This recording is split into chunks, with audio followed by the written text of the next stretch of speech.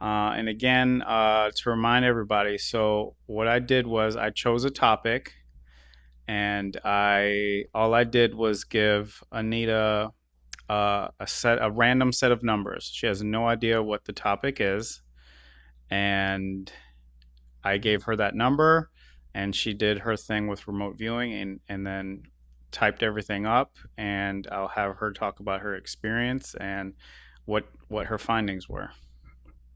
All right. So this was our second remote viewing target together.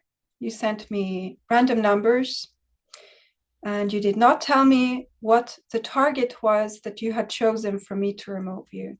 And what I do is I look at the numbers and I have impressions in my mind, which I explore further. And the goal is for me to describe the target before I know what it is. And that means that it's blind, and that also kind of verifies that I'm not just imagining or making stuff up. So I go in entirely blind, not knowing where you have sent me to. And the target could be anything. So, how about you introduce the target that you chose? Yes. Okay. So the target I chose was I initially found this target through a documentary by a documentary filmmaker called James Fox. He specializes in usually like alien and UFO type of topics. He did a documentary about a case. I think it was 1996. Yes, I always get the name of the town wrong. Varginha Varginha, that's right. in It's like, Brazil.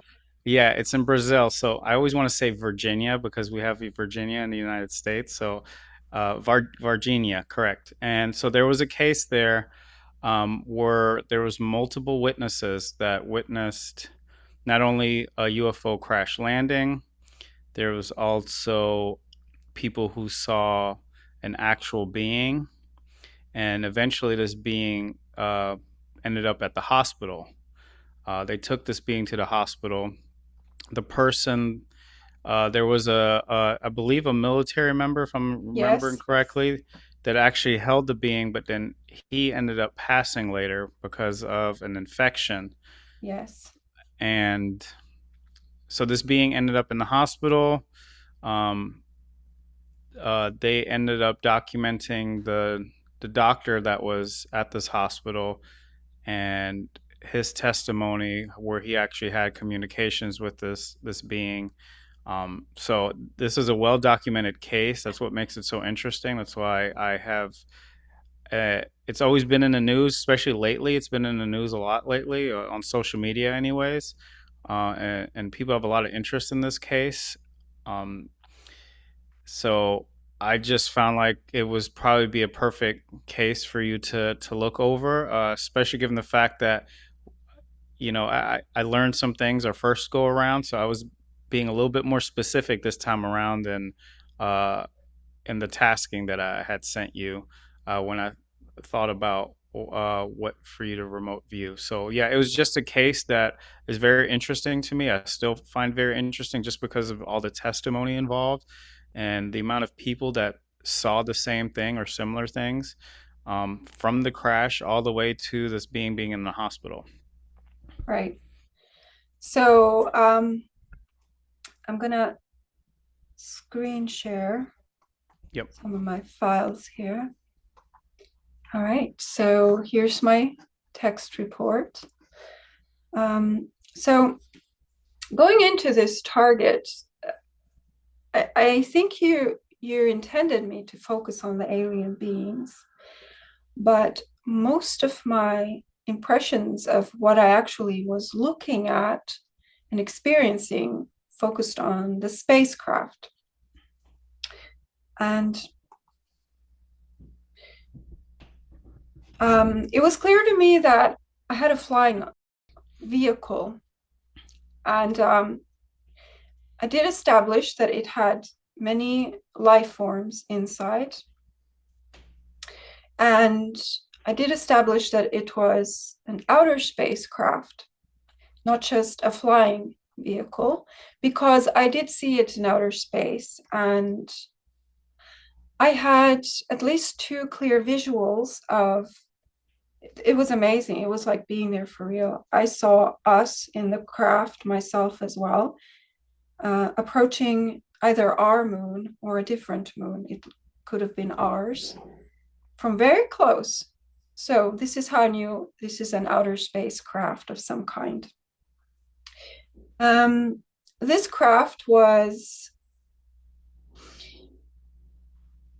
it has no, this craft had no electronics or electric wires in it.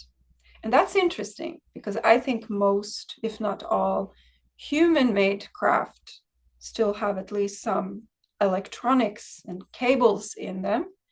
This one does not have any use of electricity. That's interesting. So we have an outer spacecraft with no use of electricity.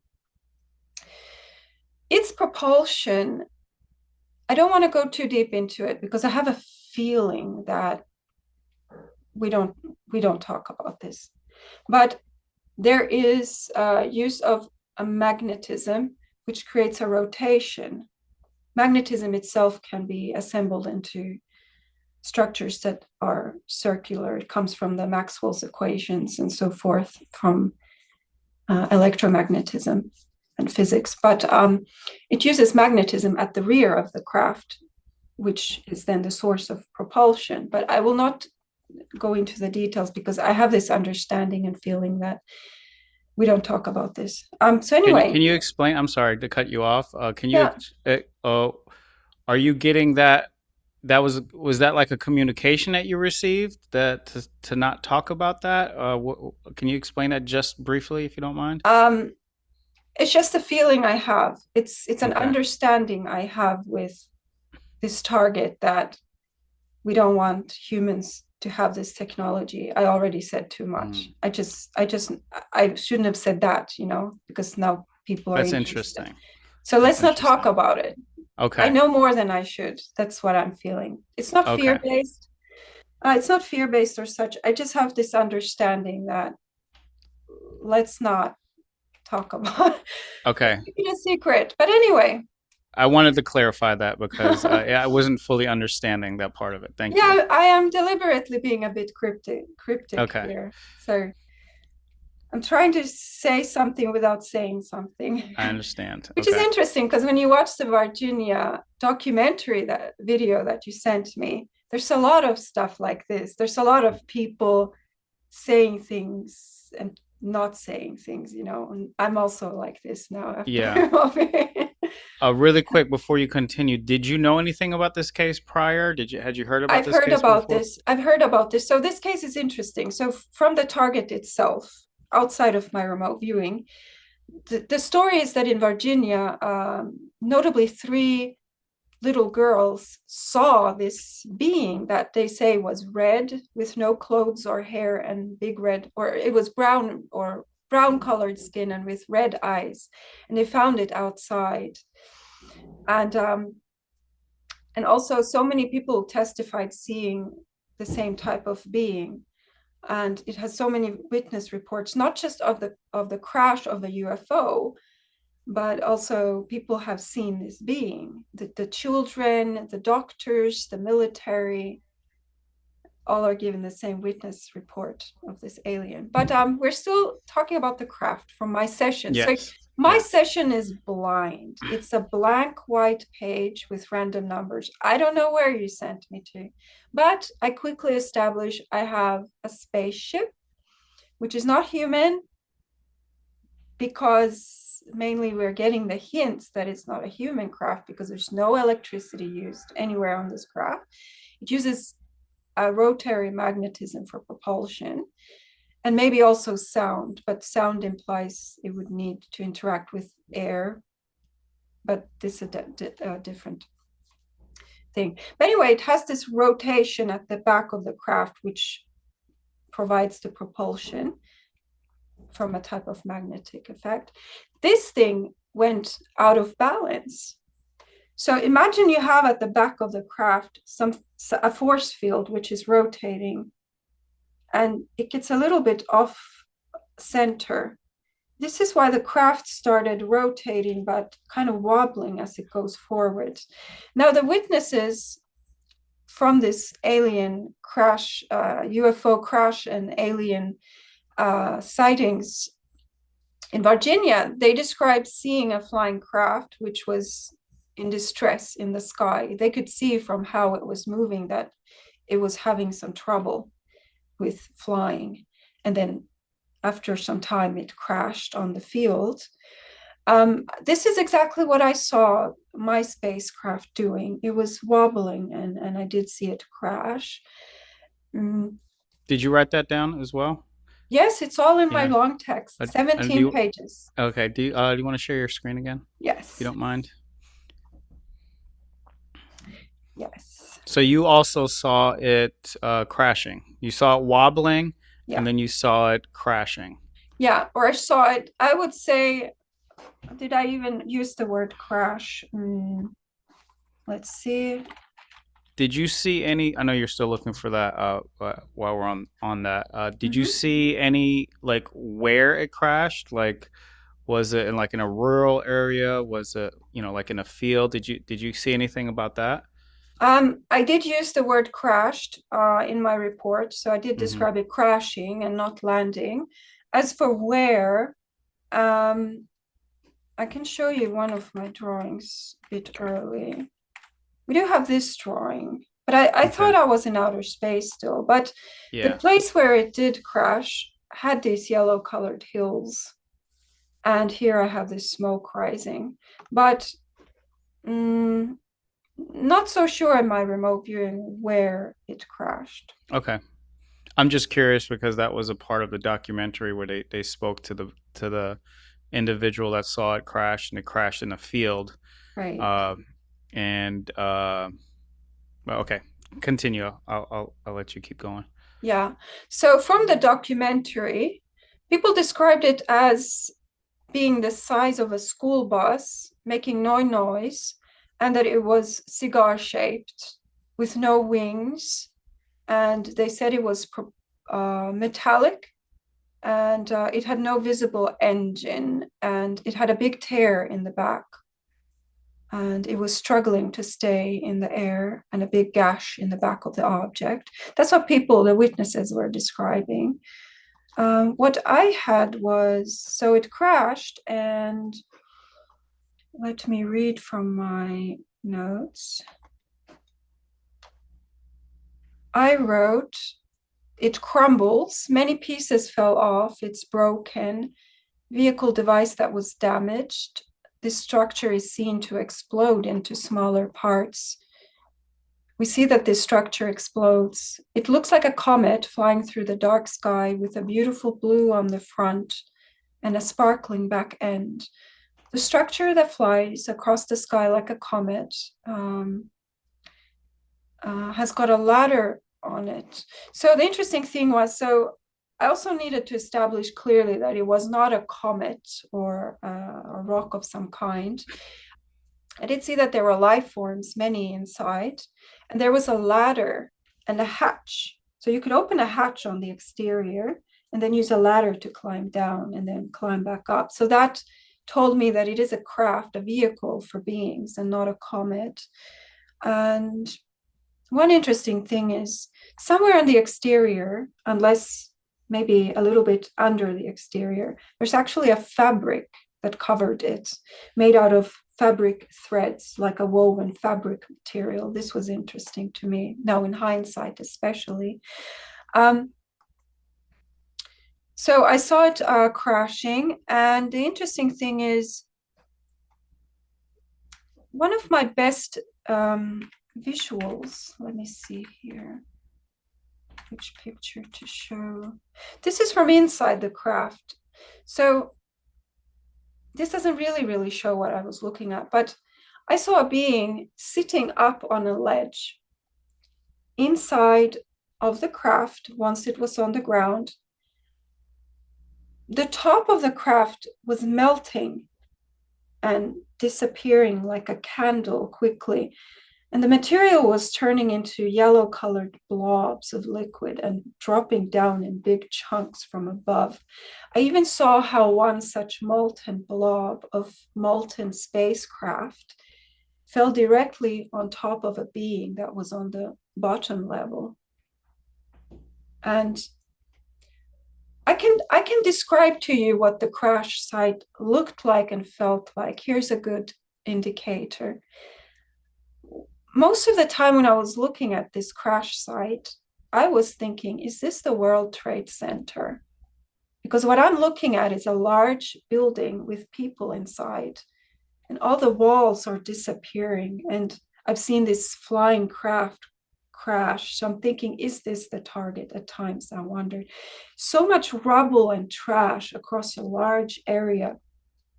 People getting these pieces of this building crash down on them, pieces of metal sticking out, and partial walls that are mostly gone, and people sitting on shrapnel up there. It's like the walls are gone and the ceiling is gone, and he's just sitting up there on a ledge on shrapnel. And it looked exactly a lot like the World Trade Center with all this Mm. rubble. Now you can imagine how it Yeah. was. So, crash site, I wrote, the ground has so much rubble and mess littered all around. It looks like a train wreck. The top of I wrote megalith, but that's the spacecraft, is melting fast and is turning into yellow liquid drops or chunks. This thing crashed into a car and formed a rubble. It's very strange, but I saw as if it impacted with a car somehow. The building is melting into large yellow blobs of liquid. And let me read from page 14.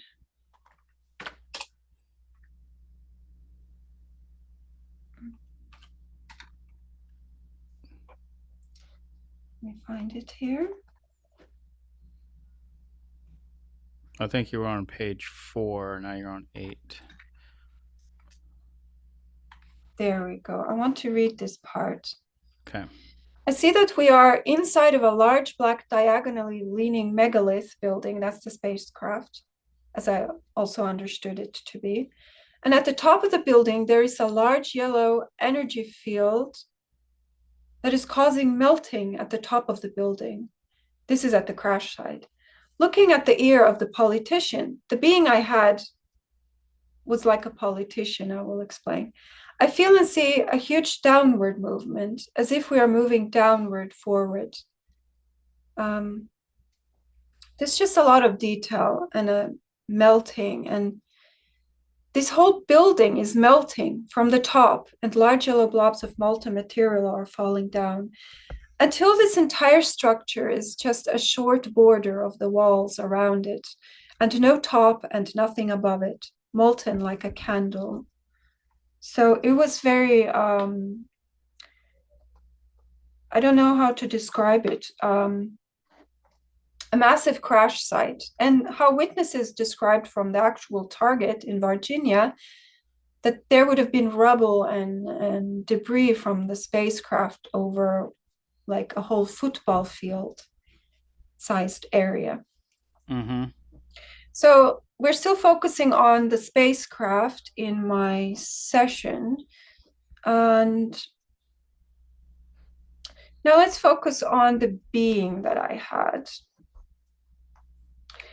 This is the best drawing I could say I made of the being that I saw. You can kind of see that the posture is a bit weird.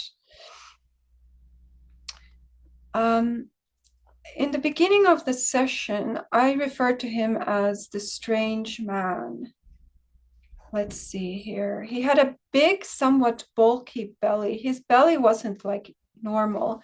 It was like wavy on the surface. It was very strange to me. I wasn't seeing clearly yet. And I have written that he's not an old person and he does not live anymore.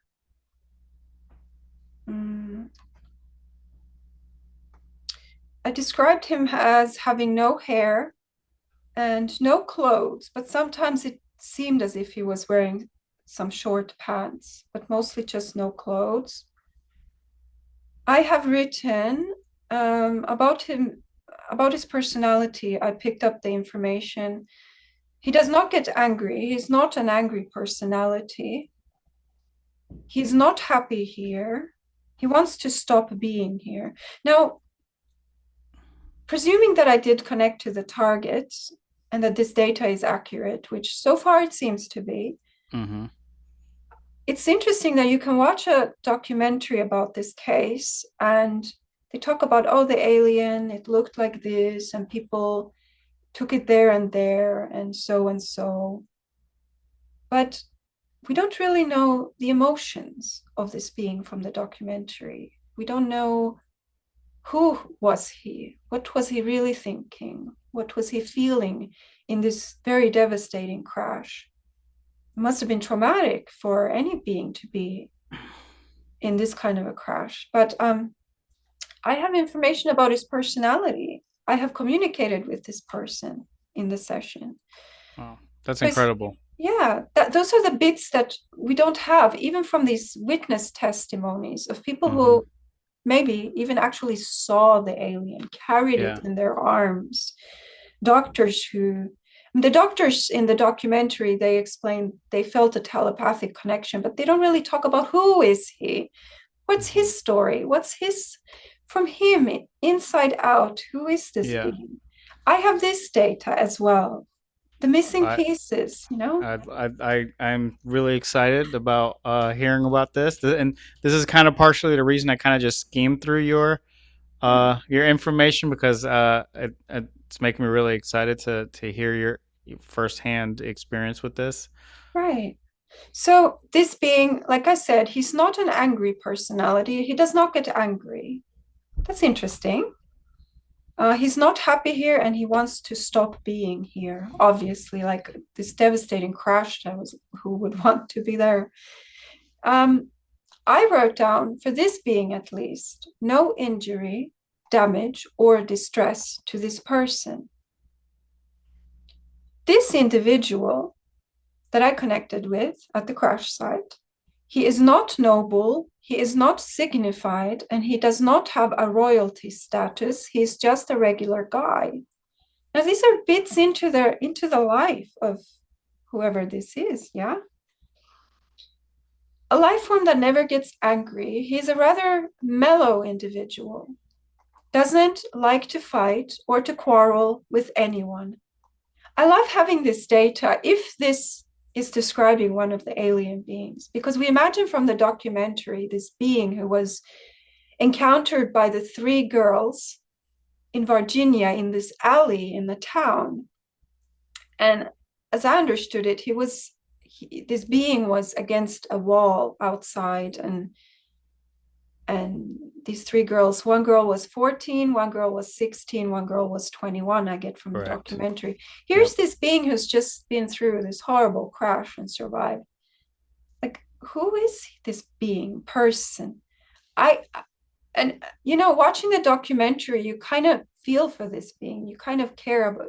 I think most of us who hear about the Virginia case, I think most of us have this instinct. We wish we were there and we could take care of it. Did you also feel Hmm. that way, like to protect it and give it a blanket and things, you know? Yeah, when me and my wife watched it, it was very emotional. Like, there was a sense of like Mm, feeling bad for the this being. right. Like they just went through something, and of course we're like this, we're kind of foreign. We're like, I mean, it's like being in a, the best way I could describe it for us is being in a foreign country. You don't speak the language and you get injured and you're in a hospital and everybody's staring at you, like, or just you're trying to find your way and you're not really understanding anybody. And it's probably even more than that because it's not from here at all. Well, I actually am not sure where it's from. I can't say that.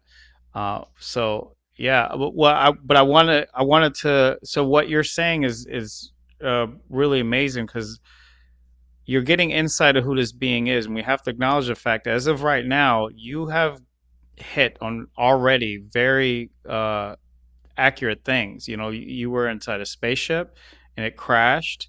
I could have sent you anywhere in the whole world. I could have gave you any topic. So it, right now, you know, just from my standpoint, the information you're giving me about this being, I have to take that with, you know, pretty good accuracy because of everything else that you've explained so far. Right. In remote viewing, I tend to think that if the data that can be checked against the feedback is accurate, then the data that you don't know if it's right or wrong, you can kind of assume or hope or guess that it's going to have be on the same accuracy level. That's Exactly. what you're saying. Yeah. That's exactly what I'm saying. You just did a better Yeah. job of explaining it. Yes. Like if my description of the UFO is spot on, then the things I'm writing about its character and feelings and such could be, should be at the same level of accuracy. We don't Yeah. know, but we can kind of assume. Yeah. Right. So let's look more into this being. I mean, I'm going to read this again because it's really emotional, kind of to think of these, like one of them was in this alley where the girls found it, and another being. There were at least two separate beings encountered. One was captured by the fire department at a pond with a net. This is from the documentary. And the other was found in an alley and later picked up by a military and brought to the hospital, says the documentary. But this being, and I wrote, a life form that never gets angry is a rather mellow individual, doesn't like to fight or to quarrel with anyone. Now imagine this kind of a person. Like you could not even say this about me. I'm Mm-hmm. rather quarrelsome. Sorry, but I can be. I get irritated easily. I get Yeah. irritated by people. But here's someone who isn't. Here's someone who's really sweet and Mm-hmm. kind, who's here after a crash on in this place where they don't belong, and this sweet little being, you know, someone here who is feeling very sad. He feels that he is ridiculously ill. This is the strange man with the strange body. The fingers and hands seem odd too, like swollen and numb, or as if falling apart. um, let's see, page 4 and 5. So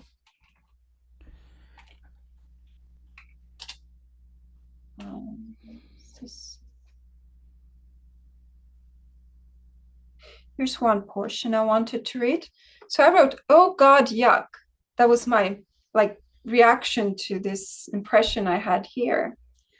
The strange man is sitting either on the floor or somewhere else inside a room. The room has an eerie yellow light or coloration to it. This turns out is the hospital, I think. The man has a big belly. The belly is not round or smooth, but wavy, irregular shaped. Like I said, just this weird. I can't really see clearly at this point, but the belly, just the texture of the body was unlike anything I ever seen on a human, at least. The belly is bigger lower down and not so big above. He sits with his legs wide apart. The feet are tilted at a strange angle. Again, it's like not like how humans would be. Something is strange about his feet and remind me of seal flippers.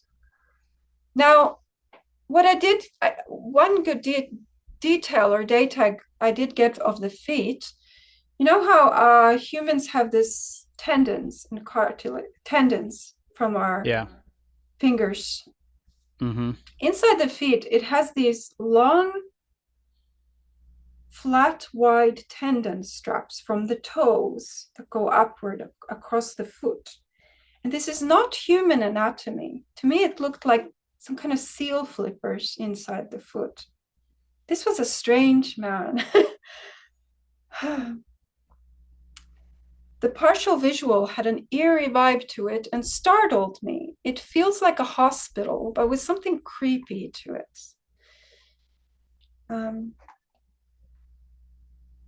Page 12. I'm just showing bits and pieces of my Mm-hmm. report.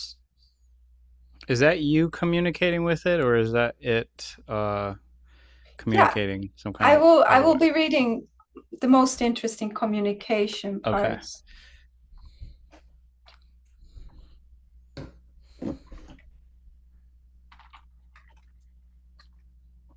I took some notes of bits and pieces that I want to highlight from my report because we can't read all 17 pages. I mean, we Yeah. could, but but Yeah. we Of can't. course. Of course. There's a room that feels like an eerie mental hospital, and a person or being stands here that does not seem to have any hair on the head. Let's see here. So then let's discuss the smell. Like so many witnesses from the crash site in the documentary that you sent me describe that there is, and I wrote down some notes what people were saying. Said in the documentary, this is from the documentary, the smell was Mm-hmm. like rotten eggs and ammonia. At the crash site and also later in the hospital, there was an incredibly strong bad odor which lingered for days. A very strong smell. People had to cover the nose, kind of like sulfur. One woman in the documentary said the smell lasted for 20 days, and the smell from the site stayed in her nose for 20 days. She couldn't get rid of it. And after the being that was taken to the hospital, they actually, in the documentary, they say they had to close that section of the hospital because the smell did not go away. Even though they were cleaning and disinfecting, they could not bring patients there for some time. Mm-hmm. That's how strong of a smell was at the target site that you sent me to. Now, did I encounter a smell? I sure did. Here's from my report what I wrote, and I smelled it. It was strong. I said, it smells really strange here. The bad smells are everywhere. And I wrote, oh God, the awful smell. The man smells strange. The strange smells emanating from this place are many. It smells strangely rancid here, like putrid almost. It smells like alcohol here. I described the smell as a smell of alcohol. That's what it smelled like to me. And let's look at page 6, what I wrote about the smell.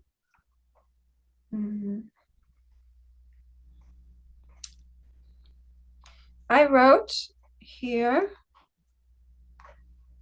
it smells so bad and strange here. It smells like alcoholic vinyl. Vinyl is a type of plastic smell. It's like a chemical smell or synthetic industrial kind of smell. It was very strong at the site. So that's an interesting match I also had in my data, which matches very well to the target. The strong smell is a good unique aspect of the Varginha case, and I definitely experienced it and wrote about it.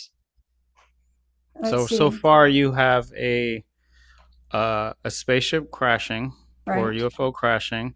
You have the smell, Yeah, uh, and you were very detailed about both of those things. So, kind of just jumping back again. So obviously your insight that you received from the being, which also had a strange appearance to you, and you yeah. had no idea it was a being. You described it as a man initially. Um, Strange man, a strange strange man. man. And what I found interesting too is the way you drew it, kind of hunched over. The picture that I sent you Mm, of the being, that I guess a sketch artist had drew out, had the being kind of hunched over very similarly like that. yeah, So I kind of just wanted to bring all that together because some of the other things that you're bringing up, the insight that you received, who the beings were, we're gonna have to take that more seriously because you're hitting on so many things right now. yeah. And the thing is, there were many beings in the craft, many. I wrote that there is a whole family trapped inside the structure being the spacecraft that crashed. And I also wrote there are children inside it, higher up. Lots of people trapped inside. Nobody knows how to get out, I wrote. Now, this sounds a bit tragic because in the Varginha documentary, two different beings that look the same or described the same were encountered, and both were captured by humans. And maybe someone mentioned that there could have been as many as 5 beings, but with less documentation and witnesses. But I really had a lot of people in this craft, and I would presume that many of them would have perished. That's my guess, based on what I was looking at, this very devastating crash site. So I would assume that they were probably not human, because you mentioned children. I would assume they were probably uh, the same species. They were just probably younger. I would assume. Would you make that same assumption? I'm not going to assume. I mean, Okay. all I can say is what I wrote. Mm-hmm. I will never assume after I have feedback. I don't want Yeah, to start fitting it into the feedback. I only have what I put down on paper. I understand. So I cannot really say Okay. more. I cannot say more than what I said before. Let's look at the emotions a little bit. Unhappiness. It was a very emotional target site, but strangely also not, if that even makes any sense. I want to try to explain that. Usually, when a remote viewing target has a lot of emotions, whether it's anger or sadness, I can feel it heavily on me. Here, there was a lot of emotions, but calmly, strong emotions, but in a calm way, kind of like a big sadness, unhappiness, yes, but still in a strange way, like nothing. A different kind of, a very notably different kind of way of feeling. Even though it is an emotion, it doesn't affect my emotions. Normally I can feel the sadness because I'm human too. If a human at a target is very emotional, I'm feeling it because we're on the same vibe about it. But here it was big emotions, but kind of not affecting me in a strange way, kind of like a different language of emotions. I didn't notice this, but I didn't write about this, what I'm saying now. Unhappiness. I also wrote,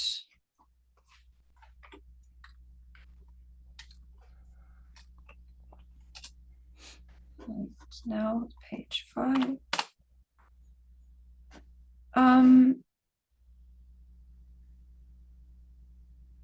The strange man. We are not peaceful or happy here. I did pick this up. There's a melancholy and an anger here at the site. A strong melancholy, unhappiness, and a feeling of anger, kind of tense. Sad, I wrote. And I wrote, feels captured here, trapped. Slipped and fell, feels captured here, trapped inside. So, very emotional. Let's look at the part that I think you're excited about, the communications. The strange man, as is usually the case when I remote view and encounter a life form, they will start to talk to me. I try to ignore them so that we don't get into this two-way conversation, because I would prefer if they don't see me, but somehow in a simulated experience, they see me as if I was there. I'm usually trying to hide. Sometimes in a remote viewing, I will try to literally hide behind a sofa that's there because I don't want I don't want the interaction. I don't want them. I want to go to a remote viewing target and look around and write my notes in private. I don't like it when a life form turns around, looks right at me and says like, hey, how did you get in here? Who are you? How do you get through the locked doors? This happens all the time. Then I'm like, oh no, I don't want to talk to you. Let's let me remote view. I'm maybe it's surprising to some, but I'm not happy or excited when we end up in conversations. I don't want to do it. Well, it's from the outside looking in. I think that's really fascinating, though. Like it makes you wonder because you're tapping into probably the same sort of energy spectrum or mental spectrum that they're at, because you're able to perceive them, but they're also able to perceive you. But yet Right. they're not in a remote viewing state, so they must operate in some sort of temporal environment where they can connect to that state of knowing that somebody's tapping into their field right there. So I mean, to me, that alone is just fascinating that it's that it's happens. it's as if what happened has formed a three-dimensional, multidimensional hologram movie of the events unfolding. And I go inside, but this image, this space can interact now as if I'm in it. I don't I don't think it changes the timeline that was, that passed, that happened. I don't think I'm changing it. I think I'm just creating a what if I was there. That's Mm-hmm. my hope, at least, because I don't want to interfere. But I call it the Newton's third law in remote viewing. Newton's third law is from physics, and it means I'm bad at quoting it, but it's kind of like for every force, there is an equal in magnitude and opposite reaction force. Like if you push on something, it pushes at you with the same force. How do humans walk? We're actually pushing our feet backwards against the earth. And that causes Newton's third law. The earth therefore pushes back at us with the equal force, but in the opposite forward direction, which then propels us forward. I learned this in physics.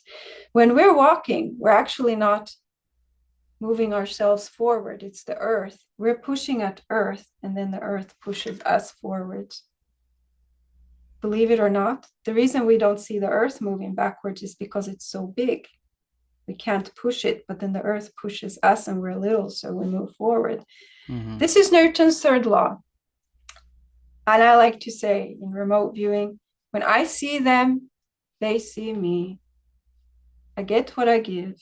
I can't stop it. I wish I could Mm-hmm. hide behind the sofa. I can't. Sometimes in remote viewing, I float myself into the ceiling and look down just so they don't see me. So let's look at the communications. The being I talked to had a beautiful way of speaking. As you'll see, I wrote down word by word. It was a notably calm voice, very sophisticated and calm, especially considering the mayhem we were in.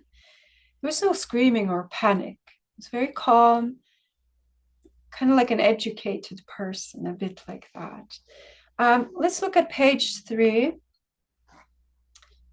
and see some of our communication. Which part did I highlight? Why do you want to come here? Here we go. From here it starts. So, presumably the strange man, which was the main life form, says to me, why do you want to come here? And listen to how it talks. What resists you not from this place? Interesting way to construct a sentence. I don't talk like that. What resists you not from this place? I could never make this up myself. It's basically, this means like, what is the reason why you can't stay away from here? That's how I would Mm-hmm. have written it. Yeah. Why, or I would have said, why are you here? It Yeah. says, what resists you not from this place? That's interesting. I would like to give you a warning about being hesitant to talk. Who speaks like this? Oh my God. I would like to give you a warning about being hesitant to talk. Basically, Mm-hmm. I would have said, I'm warning you, don't talk to me. That's how I Yeah. would have said it. Yeah. You see, you get a sense of the Strange. Yeah. personality, right? It's Yeah. very sophisticated, but the grammar is the order of words is a bit backwards, flipped, Mm-hmm. like interesting. Like if we think, in what order do concepts come into the mind? Maybe the way it thinks, it comes in a different sequence into its head, you know? It's almost like the best way I can describe it is like Yoda from Star A Wars. little bit, a little bit, yeah. Excuse me. I would like you to scam out of here. It's a nice way to say, Scram. basically, yeah, or saying nicely, like, get out of, Excuse me. like, nicely, get out of here. I would like you to scam out of here, very politely, right? If I could resist you from coming here, then there would not be a battle. It's such a polite way of saying get out. If I could resist you, if I could resist you from coming here, then there would not be a battle. I could never write like this if I tried. I would like you to resist the urge of being here. Kind of like I would have said, I wish you didn't come here. He Mm-hmm. says, I would like you to resist the urge of being here. Yeah, who that's who interesting. says fuck off in such a nice way? Yeah. I would like to help you out of here, he says. Such a beautiful way of speaking. Yeah. So beautiful. And I So he's just, like almost offering to guide you out in a sense. except I get the sense that he's like passive aggressively almost. But we already established earlier that this is a person who does not like to quarrel, remember? Mm-hmm. I described this person. He doesn't get angry. He doesn't fight with anybody. And now you see how well that description of his personality and character matches with how he actually speaks to someone. Here he's wanting me to leave, and there's a bit of a pressure. There's almost a passive aggressive undertone, but it's so politely said. I have never seen such a polite way of saying get out of here. Mm-hmm. And all I can think of to respond with it, and you can see how I talk. I am sorry. This is Mm-hmm. my way of, this is my language. This is the best I can do if I'm talking. I could never have written, I don't think anything in me could write like this. Yeah. He says, it is all right. You have already been trespassed. I ask, may I know why I am not allowed to be here? He says, why is not necessary to you. He says, I am warning. I do not hesitate to talk to you anymore. And I write here a comment. How he talks is not at all how I talk or how I think or write. So I am sure it is a real conversation we are having. Mm-hmm. I have some more examples. That's really interesting. Right. Let's go to page 12. Yeah, because even if you were to make that up, you wouldn't write it that way. I could Nobody never. would write it that way. I couldn't. If you Yeah. if you gave me an essay topic, write a character, like I could never. I'm not so talented. Yeah. That's really interesting. Right. But it just flows. I'm just sitting and typing without thinking or holding Mm-hmm. back. This is things that I'm actually experiencing as a dialogue. Also, a being says, I am not afraid of you, says to me. I say, I am not dangerous to you. I don't want you to be harmed here. I was just checking you out. The being says, me? I say, yes. Why are you sitting here? At this point, I'm looking at a being, like I said, is sitting up on a ledge. It looked like the World Trade Center with all the rubble. Um, it was just this very devastating scene. So he's sitting up above on a ledge, his legs just dangling, and the walls are gone, and the ceiling is gone, and it's just this rubble and trash everywhere, the crash site. And I say, yes, why are you sitting here? He says, there's nothing else to do with my time. We have had an accident. I say, what kind of an accident? And he says, do you see that equipment thing there? I say, yes, sort of. I cannot see clearly yet. So here's confirmation that we're looking at an accident. And page 14 has some more communication. This will, you will react to this. Listen to this. The politician, which is the strange man, I think, calmly speaks to me, says, I don't have time to talk to you. And I say, where are we? Because I don't know where we are. I'm just seeing these bits and pieces. Where are we? The being answers, where? It is not about where we are. It is about when we are. I say, why is when important? He says, when we are. It is a matter of this time, changing all future events. This is a significant issue. Sounded to me like time traveling, or what is this? Mm-hmm. It is a matter of this, when we are. It is a matter of this time, changing all future events. Wow. I love this. It's amazing. That's really fascinating. That makes you wonder even more, like what their purpose. Right. What were they trying to accomplish? And you know, uh, continue because I'm like really, it's really fascinating. Yeah. One notable aspect of this target site was that the beings were very hungry. They were starving. Mm. And they were notably carnivorous, meaning they eat meat, no vegetables, no plant food. Now, before I knew more about this, it was already clear to me that I have a spacecraft with people or beings. And every time I had an impression that the people in the spacecraft were carnivorous, I was asking myself, it gave me a feeling that how can this be humans? It was another clue that maybe they're not human, because I don't think there's any human who is truly so carnivorous as what I was feeling here. Even people who choose to only eat meat, they can eat vegetables. They're not a real, true carnivore anyway. This was the strongest sense that this is a truly carnivorous life form. They can Interesting. they can only eat meats or something from a body.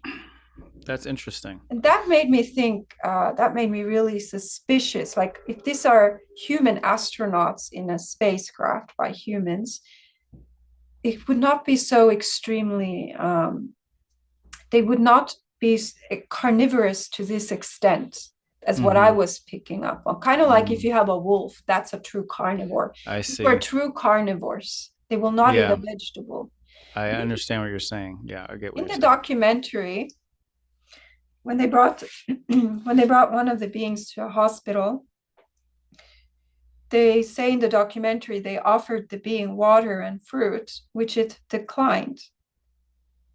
I'm hoping that eventually someone offered it some meat or blood or organ meats, because these, Oh, I believe for sure, these are carnivores, like wolves or bears. No, well, not bears. Bears eat everything, but like wolves or tigers, carnivores. I wrote, there is no food here, and someone is about to be famined. There's no food here for anybody. Everyone is hungry. He hasn't had dinner in a long time. A carnivorous nature, these people need meat. Again, indicated hunger. Let's look at page 8. I had a conversation about their hunger. A being or person said, "We are not really hungry, but could you offer us something to feed on, like something small to nibble on?" A being from the target site asks me. I ask, "What would you like to eat?" It said, "Something small," I said. "If I can figure out where we are, then maybe I could figure out why you also do not have anything to eat here." He says, "We have not been poisoned, but we feel really bad here.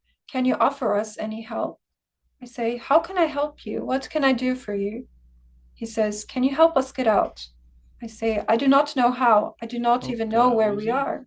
Oh, sorry, you kind of cut out there for a second. Um, you're Am I back. still there? Yep, All you're right. here. You said how can I help you? What can I do for you? All right. Yeah. So I said, "How can I help you? What can I do for you?" And it said, "Can you help us get out?" And I said, "I do not know how. I do not even know where we are."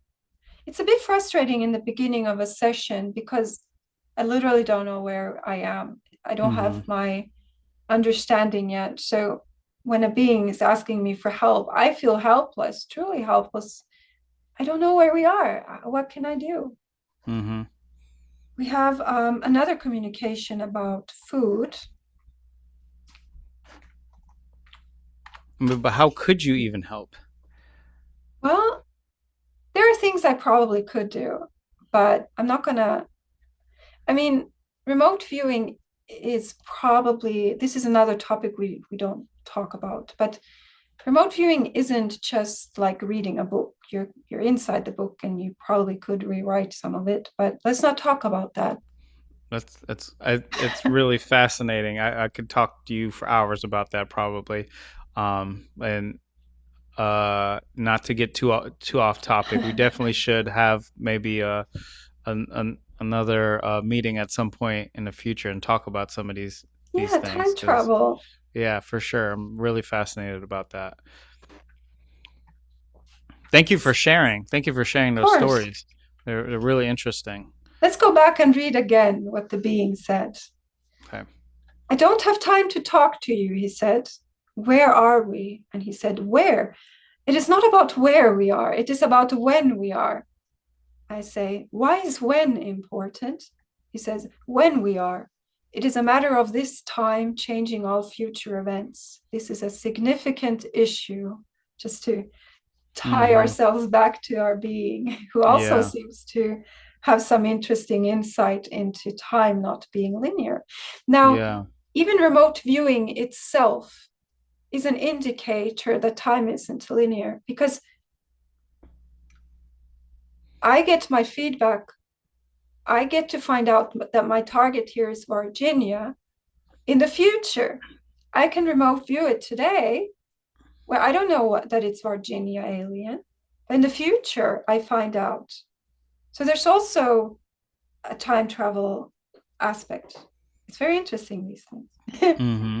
So, That is very interesting. right. Um, page 16. Did we read this one? Yeah, this one also about food. We were on the topic of them being hungry. Yeah. The main life form says, "I cannot hear anything here. It is all quiet." I say, "What are you doing here?" It says, "Me, I'm looking for something to eat." I say, "When did you eat last time?" And I say, "Where are we inside here?" He says, "This plastic encasing, it chases me.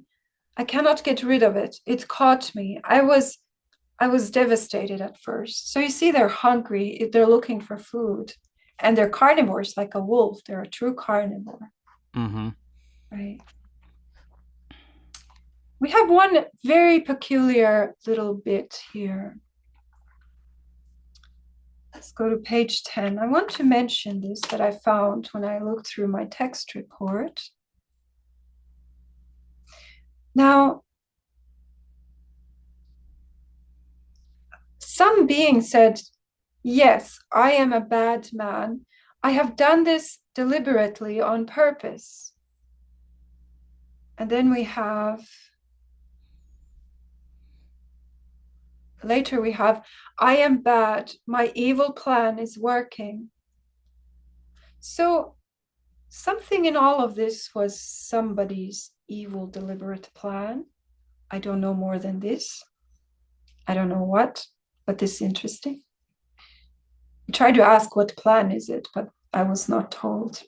Yeah, if I had to sit and put puzzle pieces together, you mentioned something earlier about coming here, this about, the time that they're in, Hmm. and it's very important. And this seems like there was maybe a plan in place for them to come here at this time or at that time. And then, yeah, I'm just trying to tie pieces together here some kind of way. Well, the crash seemed to be a genuine malfunction because the Mm, rotating magnetic effect, which causes the propulsion, was out of balance, causing a wobble in how it flies. It looked like a okay. genuine malfunction, technical malfunction of the Okay. spacecraft. So you feel like there was an issue with the actual craft rather than they were Uh, like shot down or something like that. right.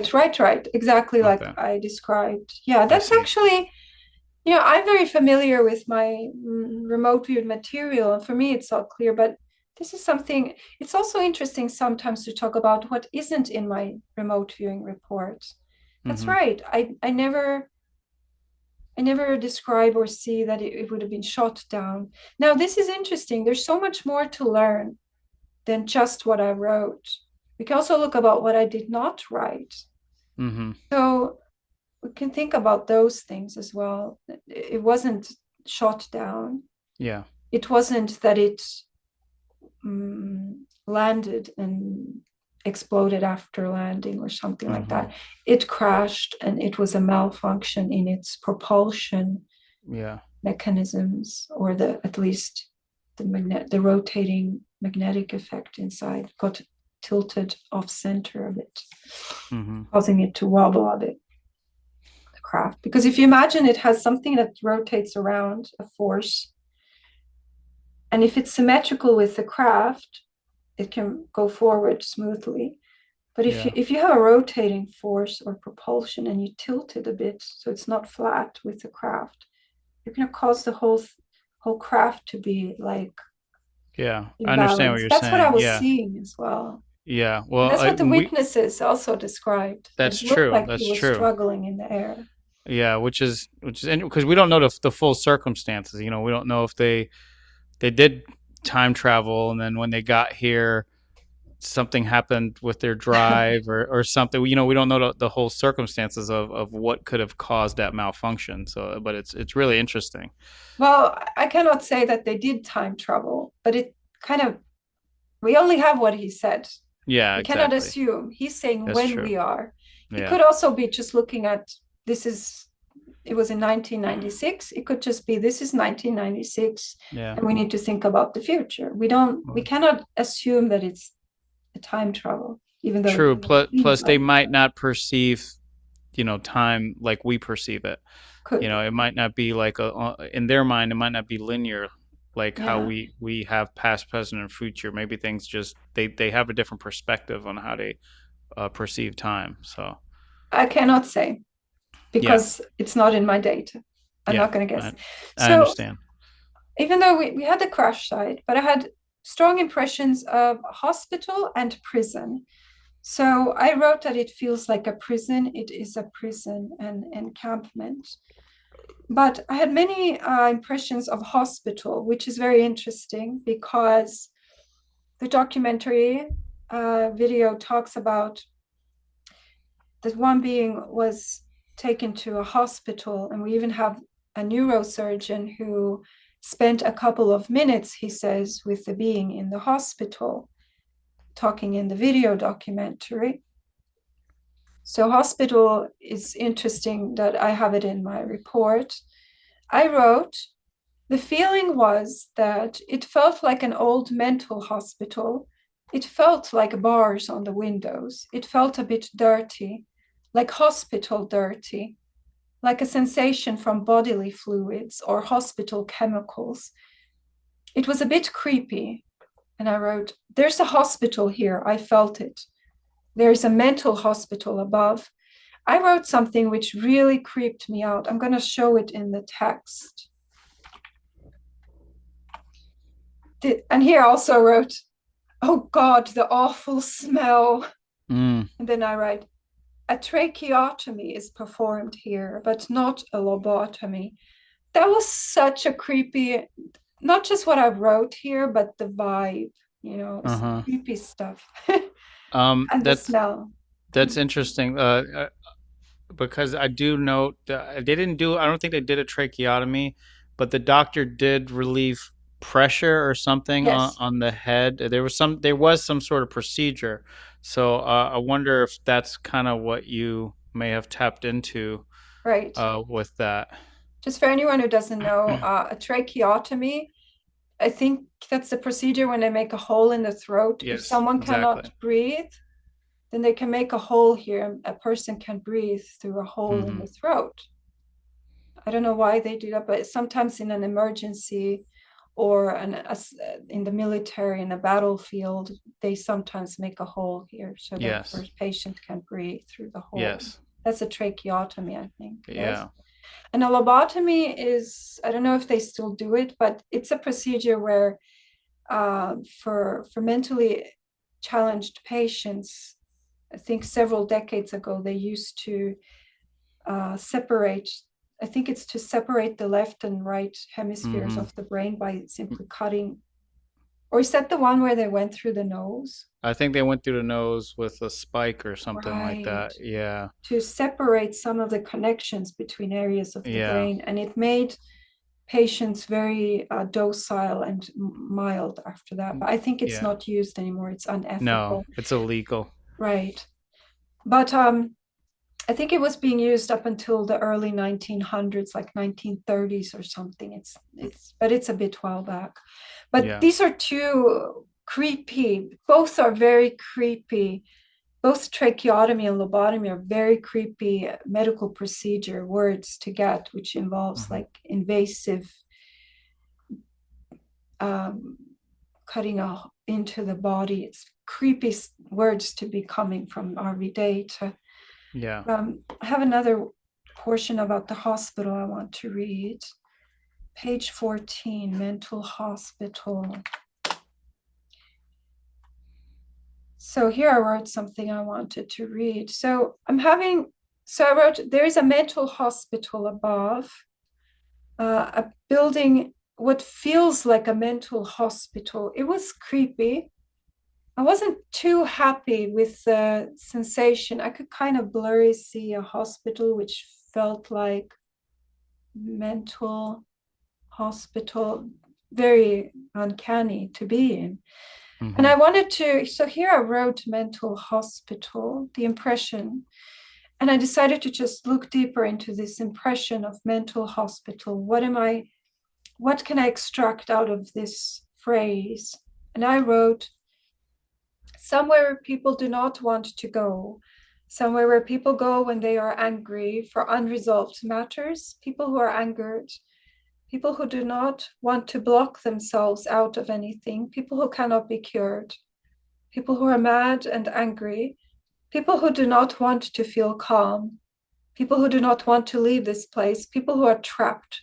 That is what anger feels like, a madness, like a not calm. Go to the mental hospital and investigate, I wrote. There are a lot of people here who do not feel calm. A clinically depressed individual is institutionalized here. They are not eating anything here. Again, the hunger. They Hmm. cannot feel calm here. They cannot rest. Imagine all of this hospital mental anguish. impressions that I was having. It's very eerie, creepy Mm-hmm. vibe to be in. It's one of the scariest places. You're not just in. If I go to the mental hospital now as me, I'm okay. If you go there with me, we hold hands, let's go. We're both okay because our mind feels fine. Yeah. But when you're in there and you're picking on the vibes from other minds, you're picking these vibes of being trapped and Mm-hmm. anguish and the feeling of chemicals and walls Yeah. and emotions that cannot be resolved. It's a very creepy place. It's one of the creepiest things to remote view is in a mental hospital. Yeah. Now, the being was taken to Was taken to a a hospital. hospital. So it makes me wonder, I don't know much about the hospital or facility that he was taken to. Yeah. So I don't know if that's what you were tapping into, was that facility. Probably, yeah, probably. Also want to mention a correction, a small correction. You said the neurosurgeon performed a puncture procedure on the alien. Actually, what they say in the documentary is that so there was a neurosurgeon who says that he met with the alien in the hospital for a few minutes, but it was actually another neurosurgeon who Yes. allegedly created a puncture procedure Correct. to open a gash into the head, either this being or another being, I'm not sure, to Yeah, you're relieve right. some pressure. It was like internal bleeding or something. He wanted Mhm. to relieve some pressure, but it was a different neurosurgeon. Yes, you're right about that. Yeah. Yeah. So, all in all, I've gone through my points that I wanted to bring up. And let's see my notes from, yeah, this is everything. I mean, I looked through my text report to see what do I want to talk about because we cannot read everything. And also, if you Yes. just read everything, it's a bit mixed. So I've compiled into sections. We talk about the communication, we talked about the hospital, we started with the spacecraft. There's a lot more here, but it's very chopped up and here and there. And also, Hmm. when you read my text reports, it starts blurry. At first, I don't know what I'm looking at, and neither will you. The very first Hmm. thing I have is an orange colored item, which later turns into the spacecraft. Hmm. Um, so let's just look at my drawings a little bit and then we can sum up. So this is the first thing I have. It's just an orange color, which to me means it's an item, a constructed item, not natural. And when I look closer at it, I'm getting all these little details. There are these holes on it. Some kind of legs to stand on. The blue thing on the bottom left is actually part of the magnetic devices, some spikes and such. Just some starting to get some of the shapes and feeling it around. Hmm. Somewhere was a red car. In hindsight, looking at the documentary, could this be the car that the alien was transported in? Because the alien that was captured, that the girls, presumably the same one that the girls saw in the alley, is presumably the same as the one that the military picked up in his arms and took into a car and drove to the hospital, because both were seen in almost the exact same part of town. But I did see a lot of a car, but seeing so many things all around, I didn't really focus on the car a lot. I did sit in the car for a bit and felt like it was lifting into the air, which is a whole other topic we didn't talk about. The round thing I drew, the gray one, is something in the floor of the craft, part of the circular force field emanating machinery. This is a very blurry. So at first looks like an orange blob. I also get like a box, so it's starting to get some shape. Turns out it's not really a rectangle shape either. It just needs a bit more work to feel it out. Some kind of a Hmm. supporting leg on it and on the ground. I saw a lot of these metal beams with holes on them. And the things I drew here were like eggs. They reminded me of eggs. I wrote about them in the text, but for keeping this not too long, I didn't talk about it. But I had this impression of large, like limestone type of eggs. Mm-hmm. Do these beings lay eggs? I don't know, but it's in my report. This is a clear visual I had, which to me looked like outer space because the sun was very big and red. Yeah. It was a red sun. I don't think ours is red.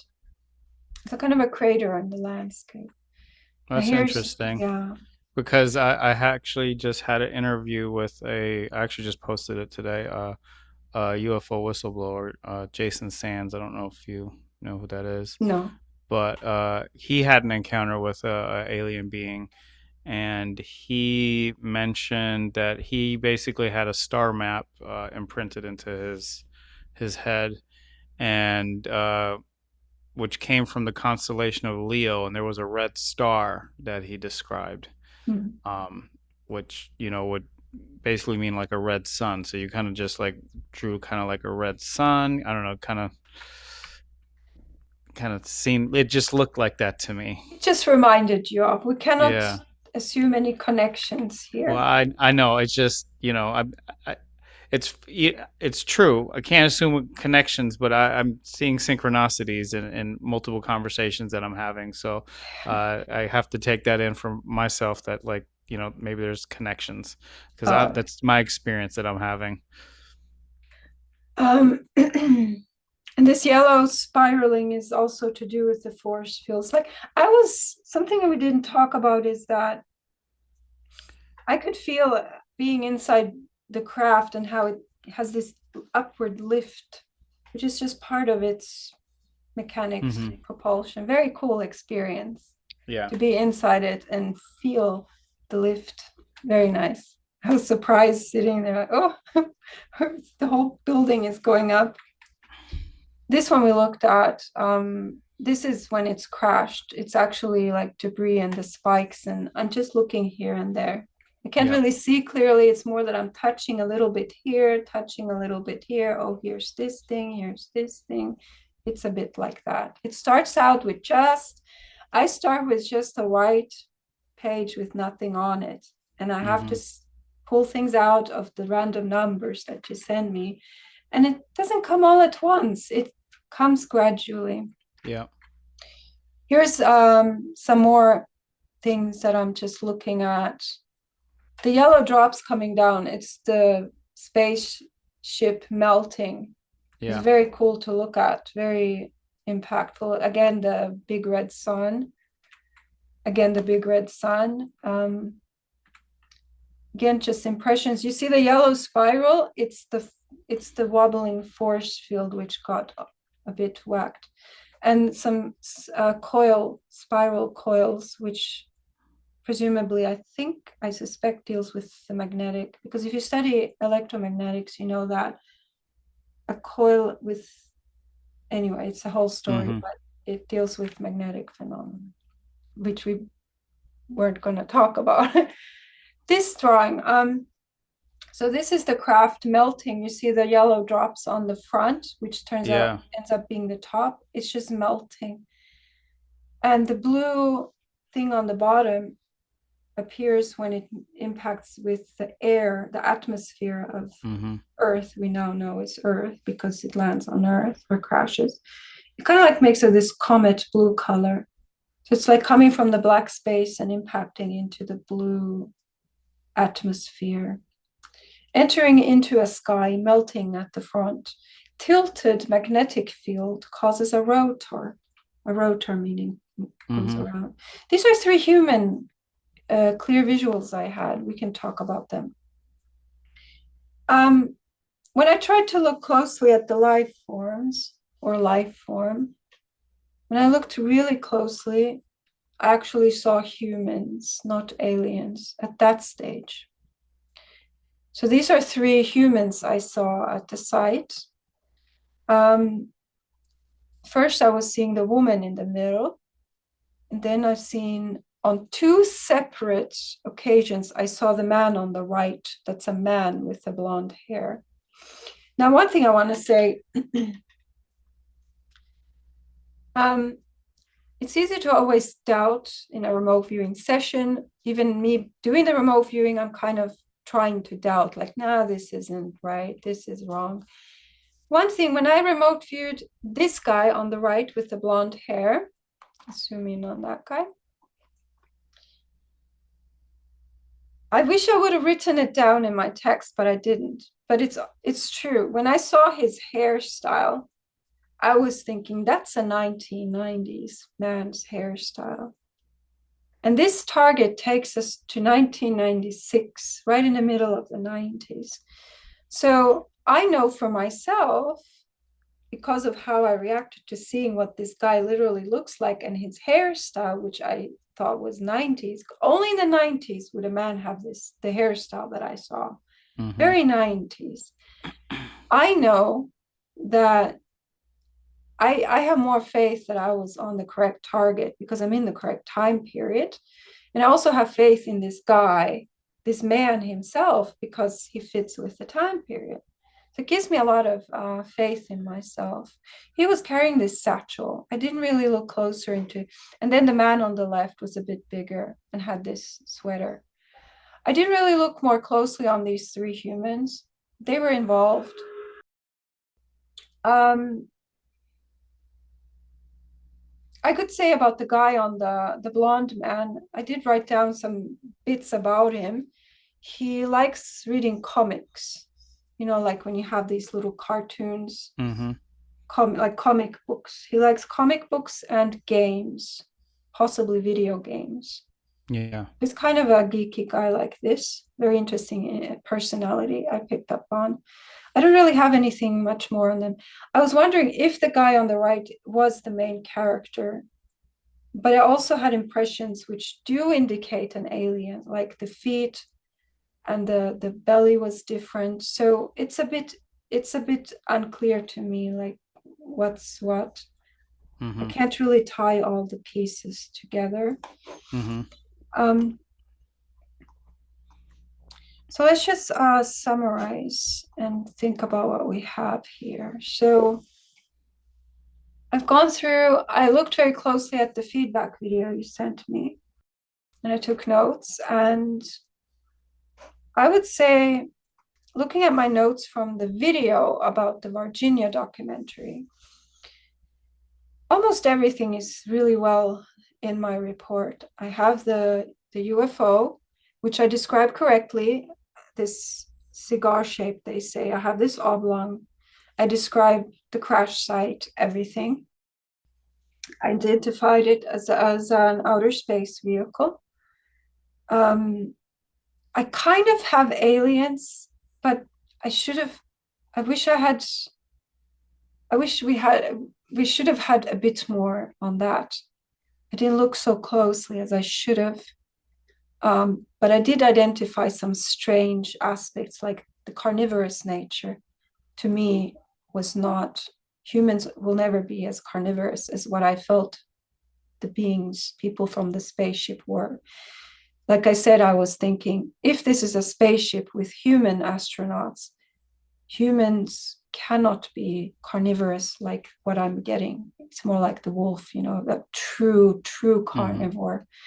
And the belly and the feet were different, and the no hair is a bit interesting. Some humans don't have hair on the head, but it's a bit of an indicator. Um, so we don't really have a lot on the alien being aspect so much. We can almost hope or presume that I captured the alien. We have the smell in my report, the strong smell. We have the hospital. Um, Were you also mentioned the shape of the alien, or like was it a texture, or it was kind of like, how it looked, kind of, you kind of gave it it was like odd to you, you mentioned. not So sure maybe. what exactly you refer to, but I mean, I was referring to him as the strange man. Yeah, Bulky belly. The belly was a bit yeah, yeah. strange, and I could have done a lot more work on the being, and regretfully, I did not. But this is what we have. Everything kind of matches really well. we just have some pieces that are not explored to the extent that we Mm-hmm. would want. It leaves us wanting more. Yeah. But on the flip side, we get pieces that are missing in the documentary. We get pieces that we are more than we had expected, like personality, emotions, conversations with the being, seeing how they talk, um, learning that how devastatingly hungry these beings were. They're looking for food. Yeah. Um, That's true. this is what we have. So, based on all of this, I do believe I went to the correct target site. I even have the time period. It's not in my report. I didn't write, but I know when I saw the man with the blonde hair, I was thinking this is a 1990s hairstyle. He looks like Yeah. the 90s. So I believe I'm in the correct time and the correct place and looking at the right things. I'm satisfied that yeah, I did good. We just don't have all the stuff we wanted to look at. Yeah. But I'm happy and we got some interesting bits. But the most important thing is it seems to indicate that the Varginha case would be real, which is not surprising because there are so many witnesses. Mm-hmm.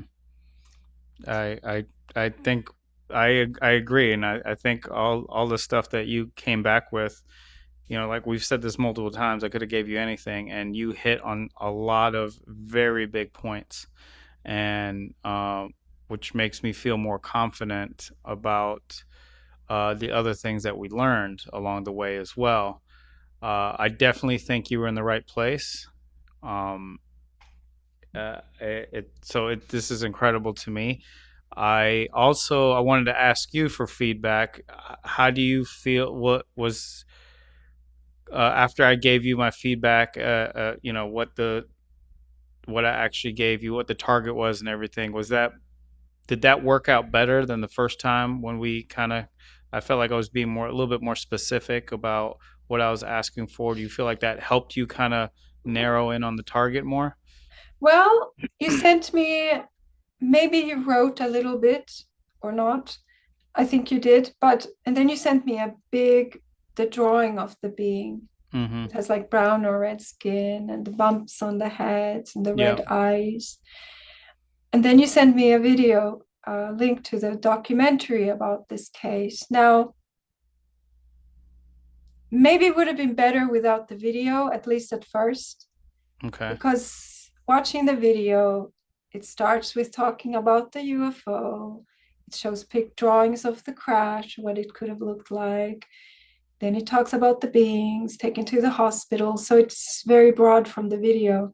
Now, what you're asking me is because when we did our first target, I was a bit scattered. I wasn't focused on any one thing. There's so many aspects of the target site in my session. Here you're asking, were you able to be a bit more pinpointed on what you're asking me to look at? The being, presumably, Mm-hmm. you wanted me to focus on. Regretfully, since the video link was there, that's why I'm focusing on the UFO, because UFO is a big part of the video documentary. So I think it would have been better maybe with just the picture of the alien. And then maybe Okay. later, after a few days, you could say, hey, by the way, there's a cool documentary you could watch about the Varginha case. And then I would have seen, oh, this and this matches. So I'm focusing more on on the craft crashing in my report So than the that's being. interesting. Okay, so what you're telling me is even when you ask me for what the target is, even the information I give you at that time could have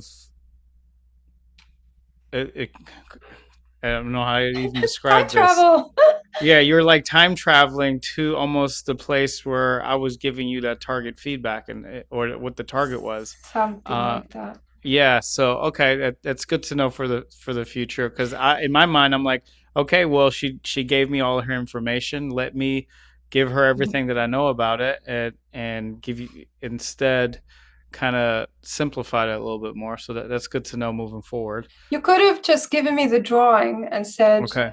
uh, I think January was it?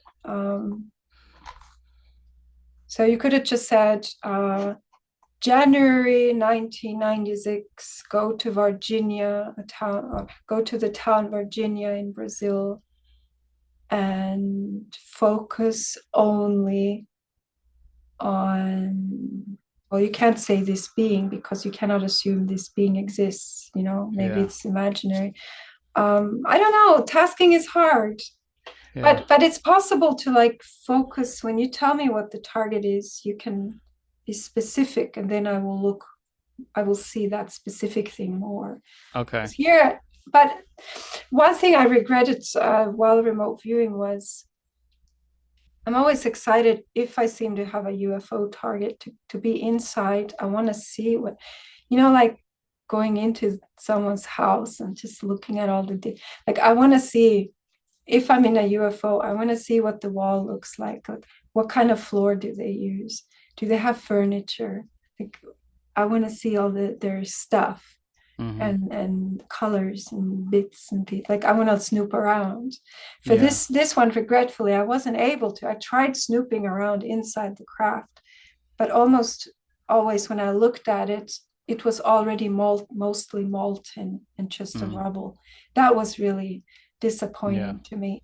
I did capture that it did have uh, like a hatch, which can be Yeah. opened and closed. Exciting. That's cool. Imagine if aliens have that, and then there's A a ladder. hatch. I saw them like climbing down a ladder, climbing Yeah. up a ladder, and lots of like. I didn't really see their stuff so much. I won't Yeah. look Yeah. around. That's interesting.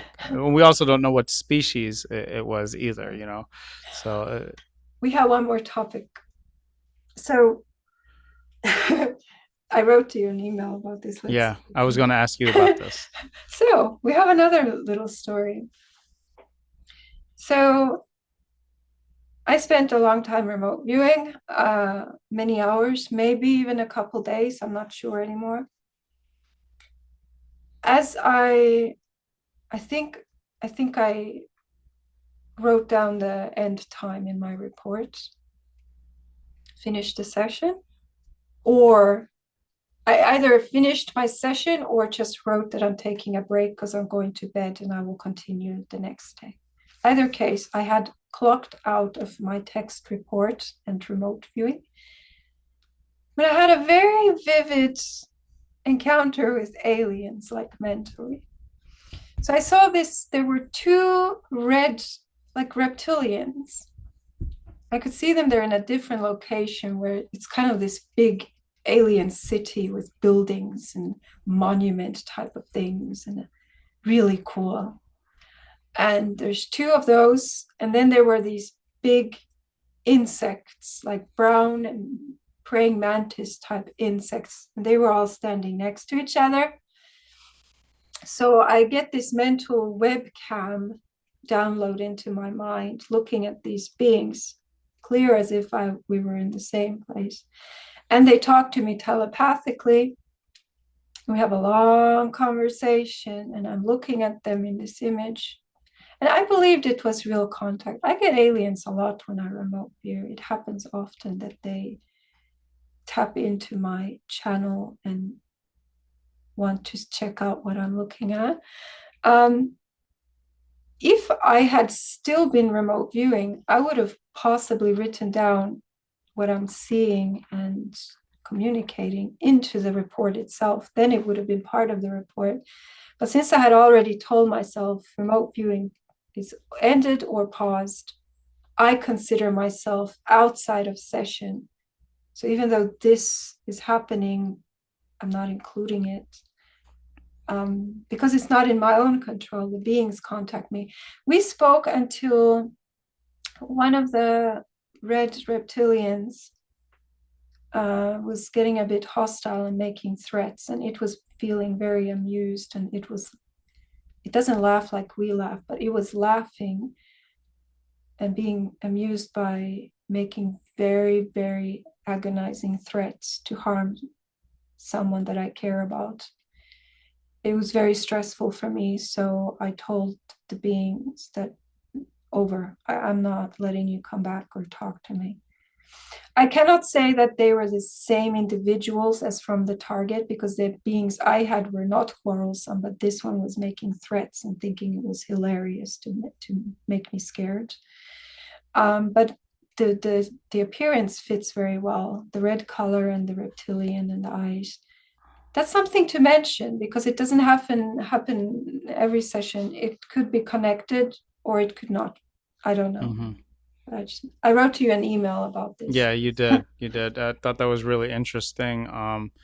Although the threatening part, of course, that's not something that I think sometimes maybe they can play with that. They kind of keep us away.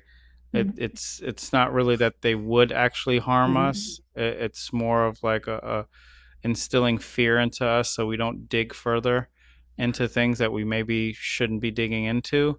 Um, but I hope that didn't cause you too much distress. Oh, it's fine. It Yeah, was horrible. I would rather have threats against myself than someone I care about. It was very agonizing for me. yeah. Horrible. Um, I've communicated with reptilians many times in my life. Almost always they start with this kind of dominating behavior. They want to show that they are strong and superior. Mm, After a while, if I communicate with the same reptilian individual for a longer time, they become friendlier with time. They usually almost always start out exactly like this. mm, This was a bit too extreme. I love yeah, reptilians. I love talking to them, but I don't mind their threats. yeah, As long as it's to me, I know they don't hurt me, but to someone else I care about, I can't. It was too yeah. much for me. Very agonizing. Yeah, I'm sorry that you had to experience that. Maybe it's just a form of defense mechanism that they have, that they just present this way initially until, like you said, you kind of become more friendly with them. Maybe they kind of put up this like really hard initial, projection of themselves in a sense, but maybe that's not really how they actually are. Yeah. So what we take home from this remote viewing, what I learned, I would say there probably was a real UFO crash. There were some kind of beings, maybe. They were carnivores. I think that's interesting. I love how they talk. The way they make sentences was very cool. The thing about they said about time, it's a matter of when we are. That's very interesting. Um, I think it seems the hospital connection true and a sense of prison. So it seems, yeah, taken to hospital and then into some kind of imprisonment, which Mm-hmm. were horrible sensations. Yeah. Was feel not a good vibe. But yeah, based on all of this, I personally believe in the Virginia case, at least more than I would have Yeah. from what I've seen there, what I was looking at. Yeah. Have you ever remote viewed this case before? No, Okay. no. So I've so heard about it yeah, vaguely many years ago. yeah. Did you feel like this was a interesting target for you? Very. I Yeah. definitely want to go again to the same one in the future. I hope someone gives it to me again. And without the documentary videos and Yeah. in a way where I can focus on the being Mm-hmm. because I want to look at their biology and Yeah. more what they look For like. sure.